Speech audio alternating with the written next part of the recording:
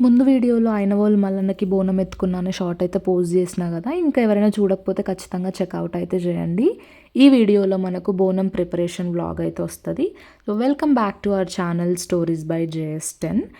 మీలో ఎవరైనా 20స్ కిడ్స్ ఉంటే కమెంట్ చేయండి. ఈ వీడియో ఎడిట్ చేస్తుంటే నాకు గుర్తొస్తుంది. నిజంగా అప్పుడు ఈ సినిమాలు ఇవన్నీ అయితే ఏం తెలవదు. మా చైల్డ్‌హుడ్ అంతా ఎల్లమ్మ జీవిత చరిత్ర, మల్లన్న జీవిత చరిత్రతోటే గడిసిపోతుండే. లిటరల్‌గా నాకు జరిగిన ఒక ఇన్సిడెంట్ షేర్ చేస్తా. నేను నా ఫ్రెండ్ ఇకట్లా అప్పుడు చిన్నప్పుడు ఇంటి పక్కన వాళ్ళు అట్లా వీడియోలు, క్యాసెట్స్ ఏస్తుండే కదా! సో, వాళ్ళ ఇంటికాడ మేము కూర్చొని చూసుకుంటూ 9:30 అయిపోయింది. సో, మా ఇంట్లో వాళ్ళైతే టెన్షన్ పడిపోయినారంట. పిల్లలు ఎక్కడ పోయినారు ఏంది అని. ఇంకొక 5 నిమిషాలైతే లిటరల్‌గా ఏడుస్తుండే ఇగ మేము తప్పిపోయినామని. అట్లుంటుండే. సో, అందుకే అంటున్నా. ఇప్పుడు ఎన్ని కోట్లు పెట్టి తీసిన సినిమాలు చూసినా అంత వైబ్ రాదు.